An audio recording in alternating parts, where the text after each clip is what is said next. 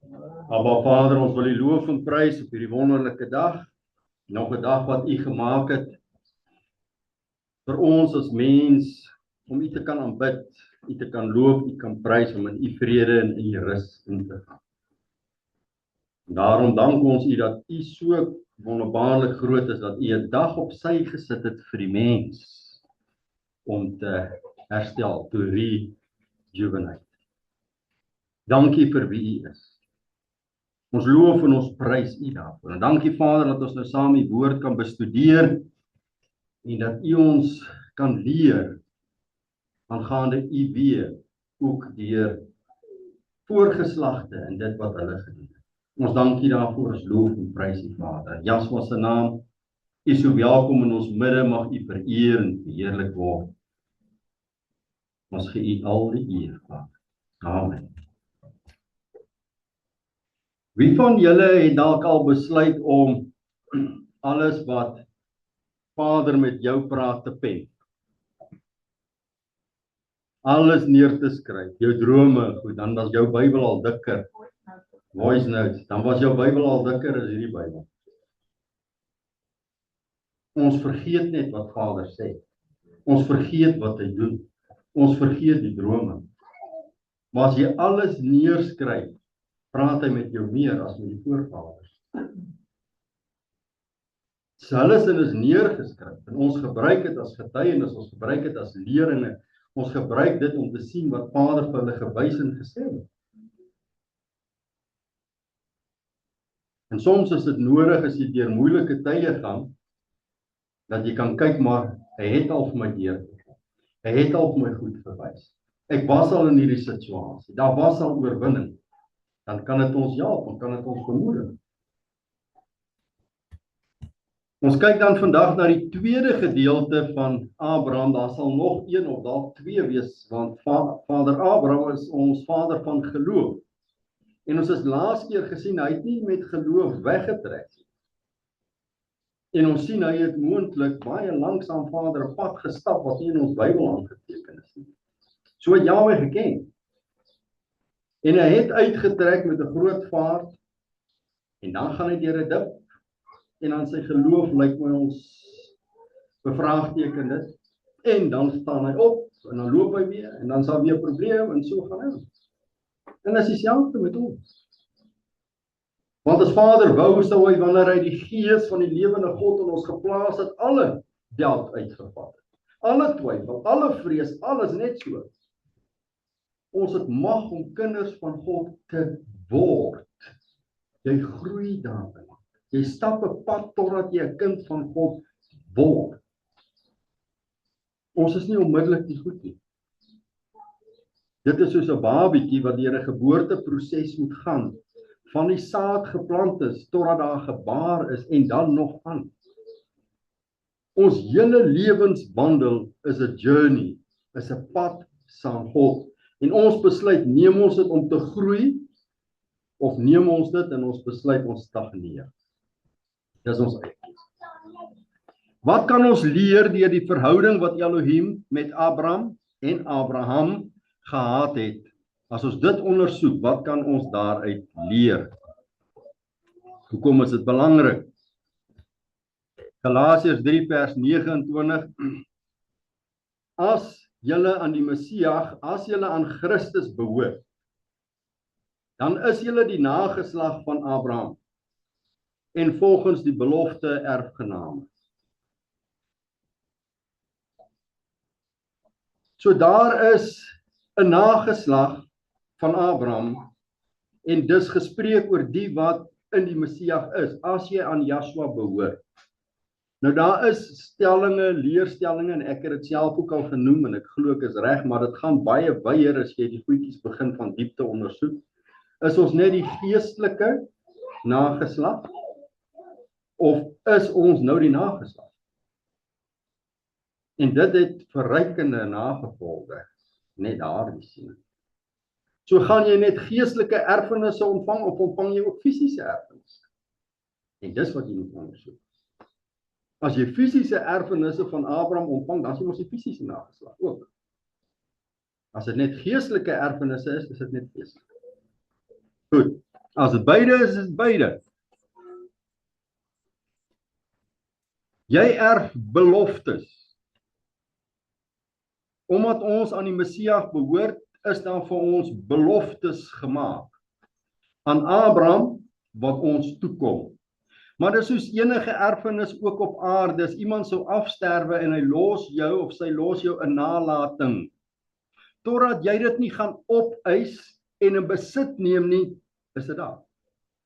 Dis joune. Maar as jy dit nie gaan haal nie, gaan jy dit nie ontvang nie. Presies dieselfde is. Daar's egter een belofte wat gegee word ongeag of jy dit gaan haal of nie. En ons gaan 'n bietjie na hom kyk vandag. Daar is baie beloftes, die belangrikste is natuurlik die Messias. Uit jou saad sal alle nasies geseën word. Dis die Messias. Dis die belangrikste.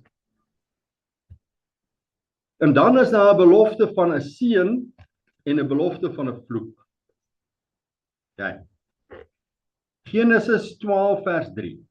Ek sal seën diegene wat jou seën en ek sal hom vervloek wat jou vervloek. En in jou sal al die geslagte, dis die Messias, al die geslagte van die aarde geseën word. Nou wanneer ons kyk na die seën en die vloek, dis 'n erfenis, 'n belofte wat aan Abraham gegee is, wat jou toekom, wat my toekom. En dit is die seën wat Vader oor ons bring, ongeag. Wanneer iemand jou seën, word daai ou geseën. Want iemand jou vervloek, word daai ou vervloek. Ongeag.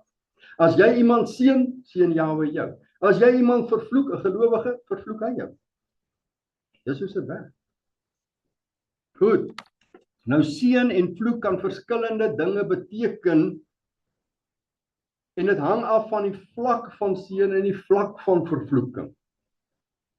Jy kan iemand kry wat bewitching doen, wat witchcraft beoefen, heksery en kry en sê kom vervloek vir my daardie persoon. En hulle doen rituele en hulle doen klomp goede en is 'n diepere vlak van dit.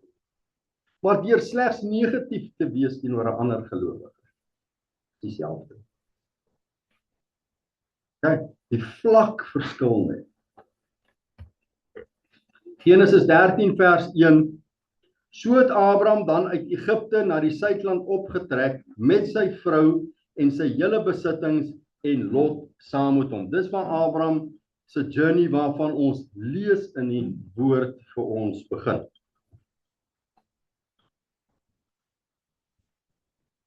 En Abraham was baie ryk aan vee en aan silwer en aan goud. En hy het van plek tot plek uit die suidland getrek tot by Bet-El. Sorry, hierdie 13 is die een wat opvolg op 'n vorige gebeurtenis voordat dit uitgetrek uit Haran uit. En hy het van plek tot plek uit die suidland getrek tot by Bet-El. Bet-El beteken, Bet is huis en El is God, Elohim, die huis van Elohim. Na die plek waar sy tent in die begin gestaan het tussen Bet-El en Ai. Na die plek van die altaar, so hy teruggekeer waar Jahwe ontmoet het, hy teruggekeer waar Jahwe met hom gepraat het, hy teruggekeer na 'n altaarplek. En sulke plekke is baie belangrik. Wat hy vroeër daar gebou het, en Abraham het daar die naam van Jahwe aangeroep. En Lot, wat saam met Abraham getrek het, het ook kleinvee en beeste en tente gehad.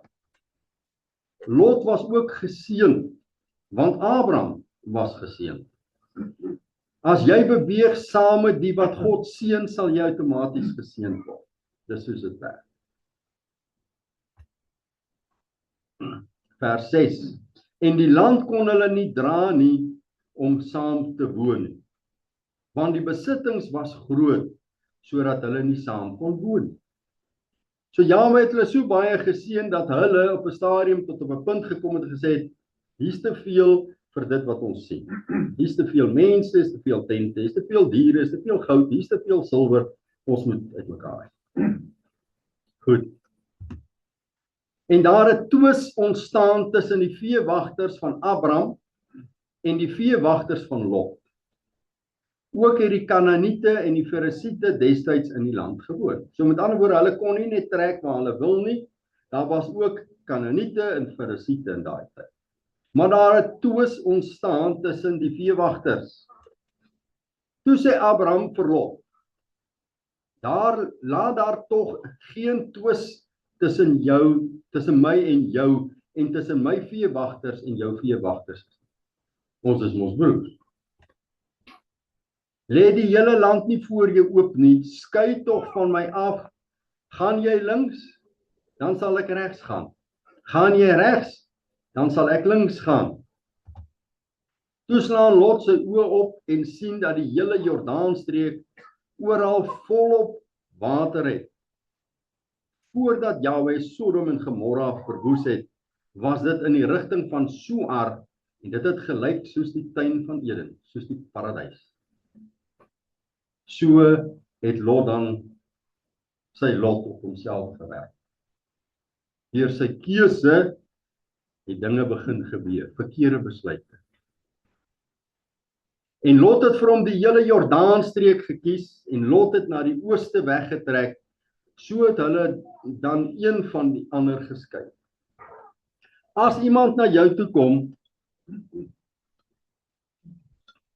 en hy hou vir jou, ek weet nou nie waarvan jy hou om te eet nie, 'n lekker stukkie biltong uit. Daar is 3 stukkies biltong en dis gekerf. En daar is 'n stuk wat dikker is en 'n stuk wat dunner is. En hy hou dit na jou toe uit, watter een gaan jy vat? Die grootste of die kleinste? Jy vat die kleinste. Dan se vervloek jy hom. OK? Jy sê ek is beter as jy. Dis wat ons geleer is. Dis skriftuurlike beginsels. Goed. Abraham het bly woon in die land Kanaan en Lot het gaan woon in die stede van die Jordaanstreek en sy tente tot by Sodom en Gomorra. Vandag nog is die Jordaanstreek die vrugbaarste gedeelte van Israel. Hulle begin nou die woestyn deur dit te behandel en so meer net so vrugbaar kry, want dit is ook 'n profesie.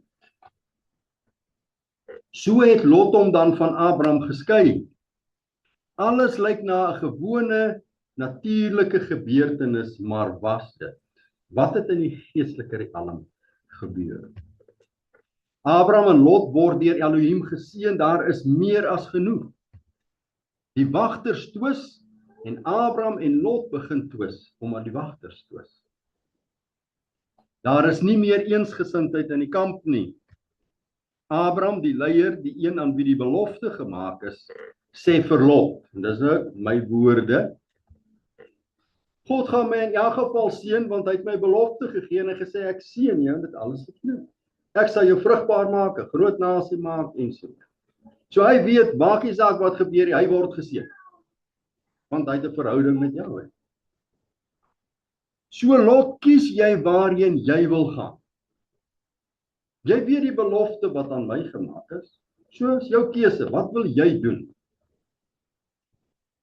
Lot kies dit wat mooi en goed was.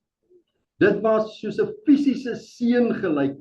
Dit het vir hom gelyk, hier gaan ek geseënd word, so ek gaan soontoe, so hy het onmiddellik nie op Jahwe vertrou nie, maar op sy oë, op dit wat hy dink die beste sou wees. Daar was egter geestelike uitdagings waarvoor hy nie gereed was nie. Deurdat hy die beste vir homself wou hê, het hy die slegste vir Abraham toegewens. Onwetend of wetend, die weet ons nie, maar dit is die resultaat van sy besluit. As jy wil daardeur het hy vir Abraham se toekoms probeer vervloek. Hy sê ek gee jou daar waar niks is nie. Ek vat vir my die beste. Dieselfde wat met Farao en Abimelek gebeur het. Hulle het Abraham se vrou vir hulle toegeëien. Die beste van hom. Wou hulle hê. En dis hoekom Jahwe se vloek oor hulle gekom het, onmiddellik. Selfs met Lot. Dis hoekom hy in Sodom en Gomorra heel vernietig is. Want Jahwe het hom vervloek. Want hy wil Abraham vervloek.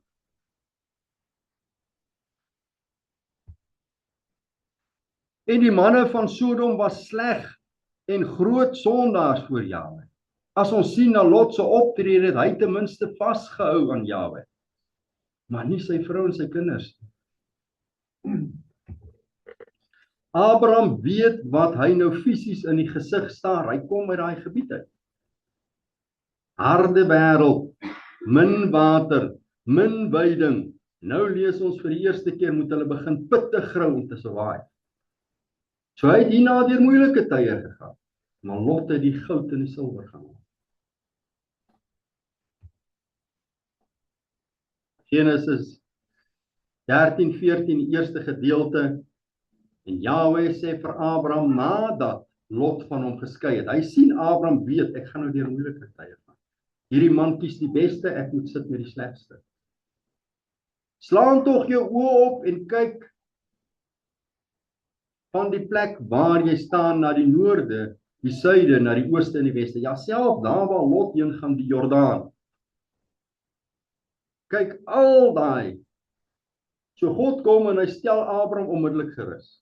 Lot trek uit, Abraham sê, nee, hier's moeilike tye vir my aan die kom.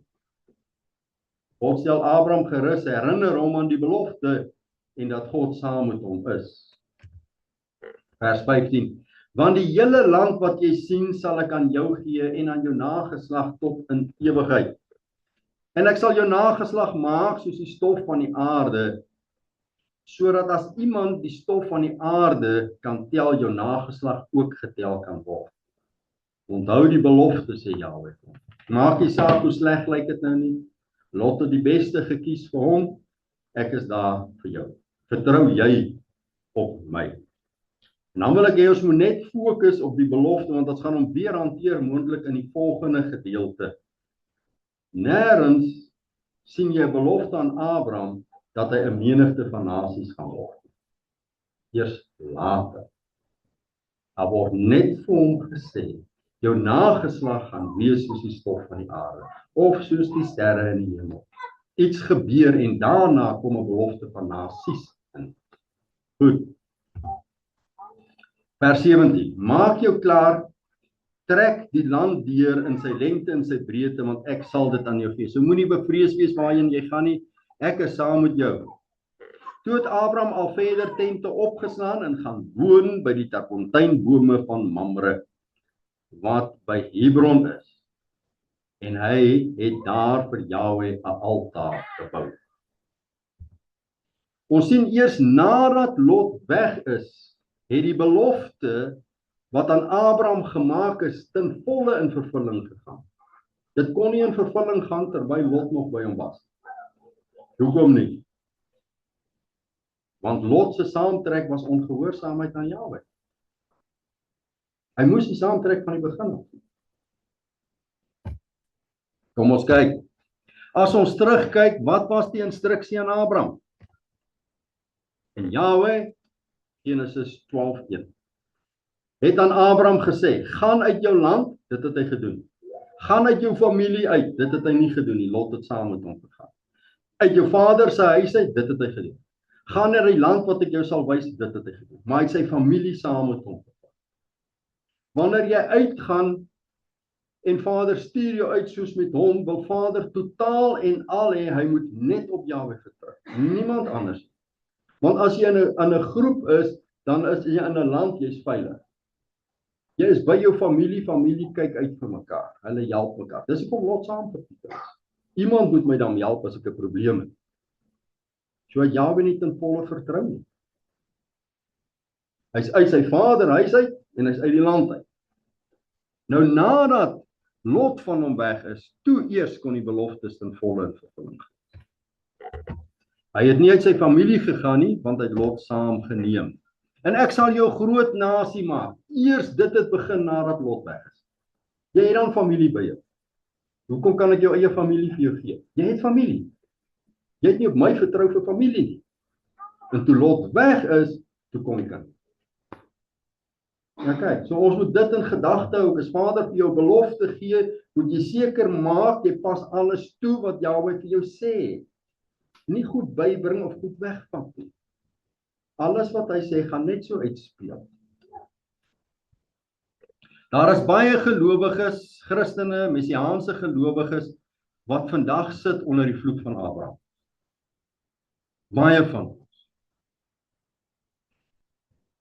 Omdat hulle ons as gelowiges, ander Christene of Messiaanse gelowiges of Jode vervloek. Met ander woorde negatief teenoor hulle, stories oor hulle praat, valshede bring. Nie vir hulle goed wil doen aan hulle nie. Hulle bedrieg in besigheid.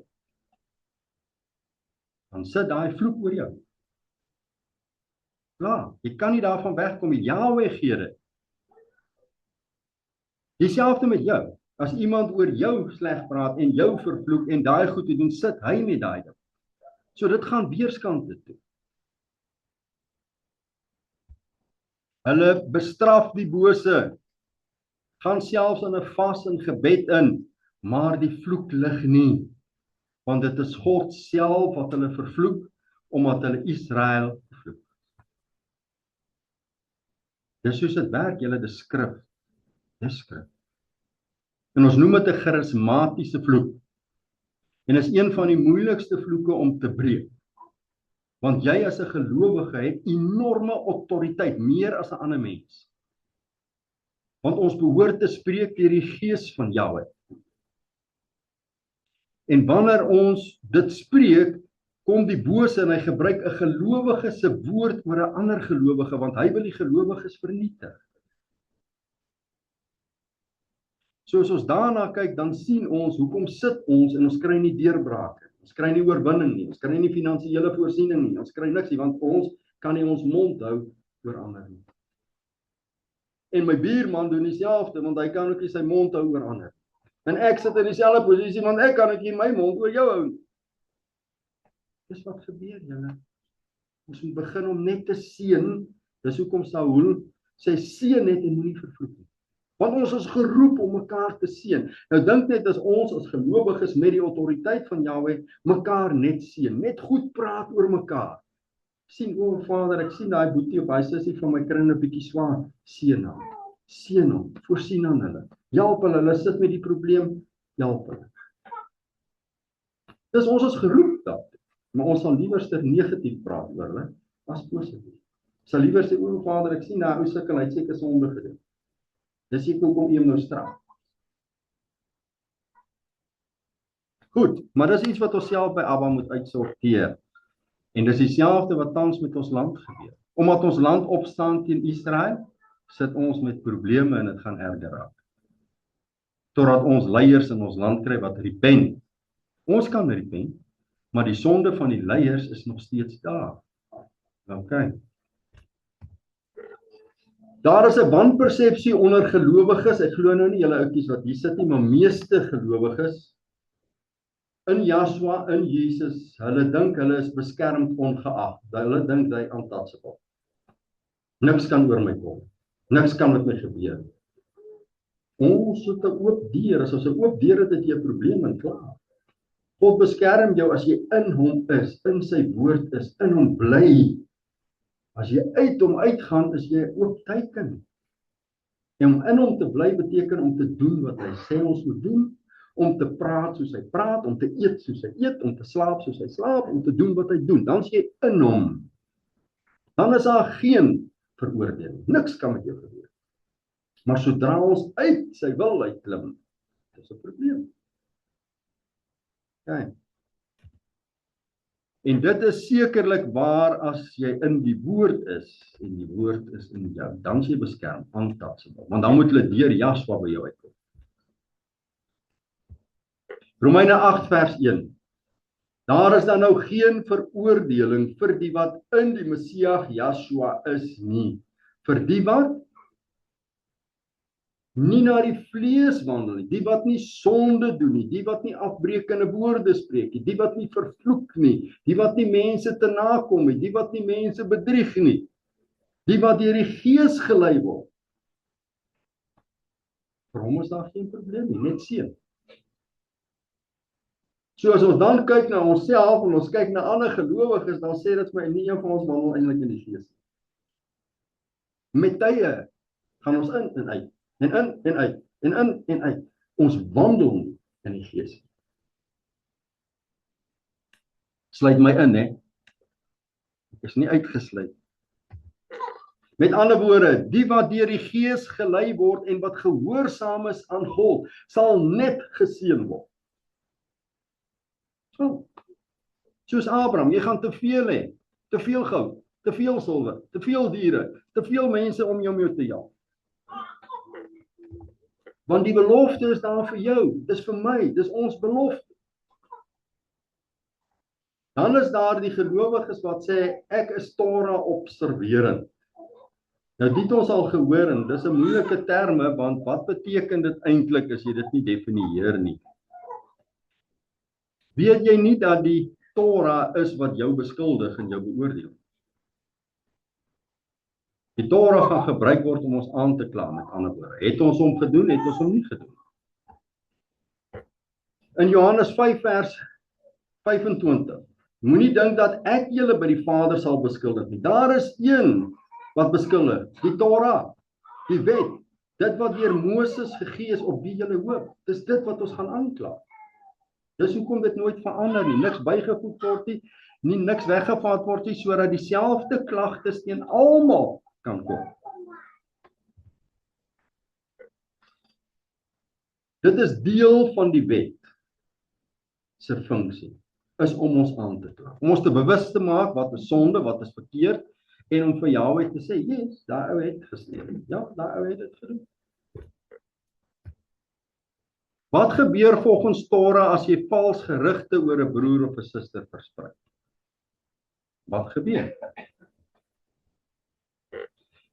Eksodus 23:1. En jy mag geen vals gerug strooi nie. Verbind jou nie met die skuldige om 'n kwaadwillige getuienis te wees. So jy self mag geen vals gerug gee nie, maar as iemand anders vals gerugte gee, bly weg van hulle af. Want as jy jou by hulle skaar, kom dieselfde vloek oor jou. So as ons weet iemand spreek vals, moet jy hom onmiddellik aanspreek, nie stil bly nie. Want dan is jy deel van dit. Deuteronomium 19:8. En die regters moet terdee die saak ondersoek. As hulle ondersoek doen en is die getuie 'n valse getuie, hy het vals teenoor sy broer, vals teenoor sy suster getuig gespreek, dan moet julle aan hom doen soos hy gedink het om met sy broer te doen. So moet jy die kwaad uit jou midde uitroei. En die ander moet dit hoor, want omdat dit nie gebeur nie, stop sulke goed nooit. Niks gebeur verkeerd met mense wat verkeerd doen teen ander gelowiges vandag nie, absoluut niks. So dit gaan aan, dit stop nie.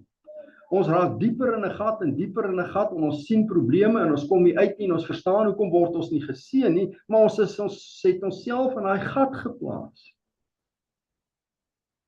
As ons opgetree het en die ouens getuig het, soos wat die woord sê, was daar nie sulke goed in die gemeenskap, in die gemeente, in die gelowiges, in Messiaanse Jode of Jode nie, want die Jode doen dit ook nie vandag nie.